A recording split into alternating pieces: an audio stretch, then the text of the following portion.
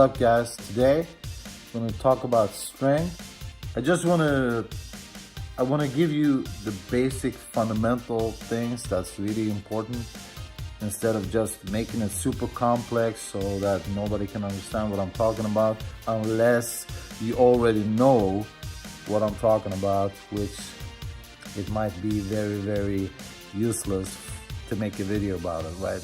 I spend a lot of time watching and listening and stuff while I'm doing other things. So you only have a set amount of time, and to make sure that I can value that time as much as possible, I listen to stuff while I'm making dinner, sorting and fixing my breakfast. I'm driving to work. Whenever I'm doing something and I can listen at the same time, I put on a podcast, a video, whatever it is, just to make sure that my time is put to good use. 5 minutes is better than nothing. Why do I have this piece of paper? Gaining strength. What's the thoughts behind it? Well, basically, you need to lift heavy to be able to gain strength. It comes down to you overloading your system and just kicking your central nervous system with as much juice as you possibly can without injuring yourself, making your body or forcing your body to grow stronger. You can talk about strength, and to keep it really simple, I'm gonna explain it in a way so you can really relate to everything you're doing. This is an example. This is not the only thing we're gonna talk about, but to make you understand how to get stronger in the deadlift, we're gonna start from the basics. We're gonna put this to the side. And so, how do you get stronger in the deadlift? Well, to make it simple, to be strong in the deadlift, you have to be strong everywhere.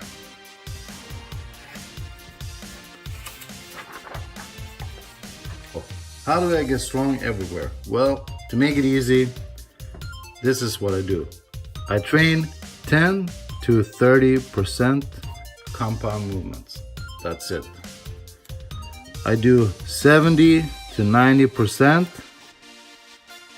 supportive muscle exercises, like high volume, and just try to kind of bodybuilding related exercise, if you will. I try to work on different things that I'm weak on, but I'm always, when I'm doing this, I'm always doing low. All right? Always. Okay, so the next thing is you're saying, or you're wondering, so that did not tell me a whole lot. Well, it actually did, because what are bodybuilders doing? They're trying to keep their bodies in perfect symmetry. If you're thinking like a bodybuilder in terms of size, you can also think like a bodybuilder in terms of strength. You're doing hamstring curls, okay? Leg extensions, but you're doing this with 130 kilos. 5 sets and 12 to 15 reps. What does that tell you? Well, it tells me that you're weak as fuck in your hamstrings compared to your quads. Work on the hamstrings, baby. So your next question is, well, so how do I get stronger in my hamstrings? Look it up. Google that shit, YouTube it, I don't care. You can send me a question, ask me, I'll get into detail, but this is an example, right? I'm trying to teach you how to get stronger and how to think in a perfect way. What is the rep range? I would say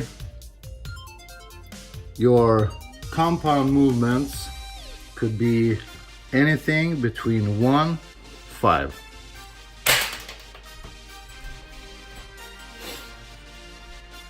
More than 5, you need to catch your breath. You're working on cardio, you're working on volume training. You can be working on technique. You can do a lot of things, but you're not working on strength. Because if you're not strong enough and you're doing, let's say, 10 to 15 reps, then there's something missing in your technique. Your cardio is way off. You should be working on cardio. So if you're doing 15 reps and you're suddenly seeing good results in your strength, you're lacking somewhere. This is what you should be looking at. And a lot of people would even argue that it's 1 to 3, maybe, you know. Some people might even go even lower, right? So, but I would say 1 to 5, the rep range on the other movements, the 70 to the 90%, the supportive exercises, the bodybuilding type of exercises, the exercises that you're trying to build whatever you're lacking to become even stronger in. Okay, so what's the rep ranges there? Well, I would say anything between 3 and 25. What? Who's doing 25 reps? Then there's no wonder you're not as strong as you could be.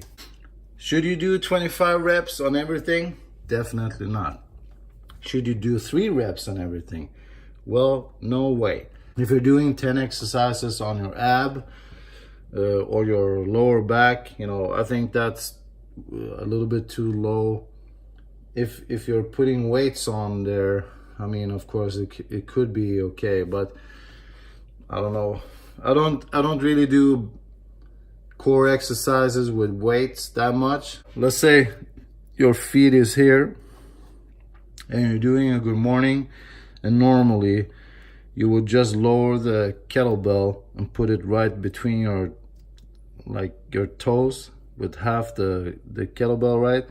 But now you're trying to put it here. So just alternating the different exercises in small tweaks and ways, it will make you grow incredible strength. Because putting yourself in an awkward, not cool position is gonna make you really, really strong in a comfortable, perfect position. You should write down, let's say, just to give you an example, triceps. Okay? How can I work these out? Well, I can do push downs. I can do triangle, or what you call diamond push-ups. This is just an example on different exercises that will engage your triceps. There's a bunch more. I mean, the bench press, the narrow, different grip bench press, reverse grip bench press, and there's a ton of them, right? Never ever do the same exercise more than 20 days. Okay? If you're in good shape, this, after 20 days, you'll stop seeing results from strength gaining, and you should be looking at just switching out the exercise with something else. So if you write down maybe 30, 40 different exercises, you can do maybe 3 every day. Let's say bench press, right? So you're doing these 3 or whatever, and then you're doing that for 2 weeks, and then the next 2 weeks you're doing these, and then the next 2 weeks you're doing these, and then you're doing the next, and then when you did it for like 3 months, then you just go back, or you start in the middle, or you switch with this one and that and this. So the body cannot remember the exercises forever. It's just that for these 20 days you'll see results, and after that the body will be like fully adapted and not interested in pushing itself any further. Let's get back to the deadlift. What did I mean earlier when I said if I want to get stronger in the deadlift, I'm not supposed to do the deadlift? Remember, I'm not talking specifically about the deadlift. I'm talking in general about all the compound movements. So I'm using the deadlift as an example. I find an exercise that can relate to the deadlift. Let's say the trap bar. I'm doing stiff-legged, one-legged lunges. This is great because you know that you're using the same weight on each leg instead of doing only two-legged or two-armed exercises that will keep maybe one arm or one side of your body a little bit stronger. So one-legged exercises is golden, right? So all these exercises can be related to the deadlift. That means that if I'm gaining strength in these, I will get super strength in that. The rule of 20 days. You know what I mean? So people doing the deadlift almost, like 3 days a week, and they see super results, and after 6 months they're still sitting on whatever they were at long before. And this is a very, very common thing, and you'll see people starting to train with weights when they're maybe 16, 17, 18.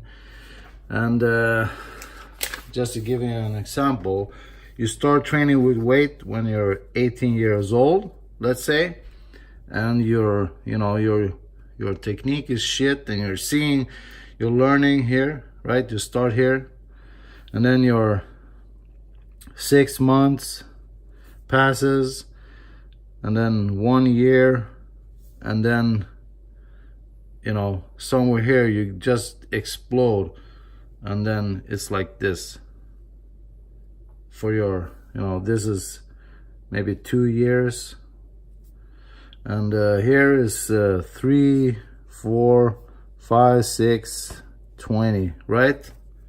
Why is it like that? Well, because people, when you start from scratch, obviously you're gonna see some results, but then they're not using the 20-day rule. When they get fitter and fitter and stronger, they tend to stick to the same fucking routines, and they think that they get weaker. Someone tells them, okay, so try this one. This technique is amazing. And then they try it and they get weaker and they think it's something wrong. But no, motherfucker, there's nothing wrong. You just did something that, and you found your weakness. So instead of fucking going back to whatever you did, stick to this weakness, improve it, and then you can go back to whatever you want to do, and you see that you improved. But no, people don't do that shit. They fucking get scared, go back to whatever they did, and they stick to this bullshit, and after 20 years they're still at this fucking 130 kilo bench press, right? Don't be scared. You found your weakness, be happy. Improve your weakness and see results.